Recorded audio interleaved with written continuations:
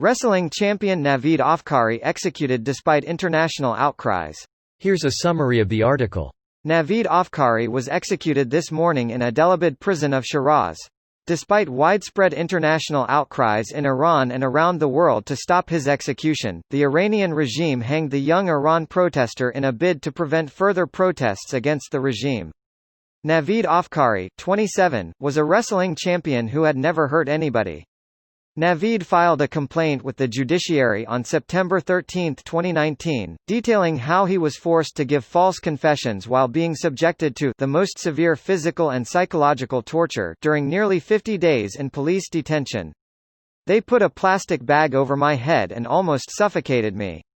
Using batons and other hard objects, they beat hard on my hands, abdomen, and legs. They used foul language and insulted me frequently. They tied me tight and poured alcohol down my nostrils, Navid Afkari wrote in an open letter from detention. In an audio file shared on August 30, 2020, Navid is heard saying that the coroner's office in Shiraz carried out an examination of his injuries that were caused under torture. Iran Human Rights Monitor strongly denounces the execution of Iran protester Navid Afkari and calls on international human rights organizations to take action to stop the killing of young Iranians for exercising their genuine right to freedom of expression. This post received a score of 12,000, with an upvote ratio of 97%. Here are the top comments in response to this article. In Iran it is widely believed that he is innocent of the crime he was accused of, and that his arrest, trial and execution were carried out in order to scare the Iranian people into silence. One of his crimes, muharaba, translates to waging war against God, which is simply a euphemism for protesting the theocratic Iranian regime. One thing Iranians are learning is that calling out to international human rights organizations for help in these kinds of cases is pointless. Nobody came to his aid, and if there was any international pressure to halt the execution, it accomplished nothing. We Iranians are proud of how strong he remained throughout this ordeal. Iranians would do well to remember that there is little the international community can do. Geopolitically, Iran is already under heavy sanctions. The plain truth is this will not change until the Iranian people can themselves throw off the yoke of the theocracy. Khamenei and the Guardian Council will not relinquish power willingly. In the past, international responses to domestic Iranian issues has had some effect. The Blue Girl led to responses from organizations like FIFA, and this in turn forced Iran's hand into allowing women into stadiums for international matches.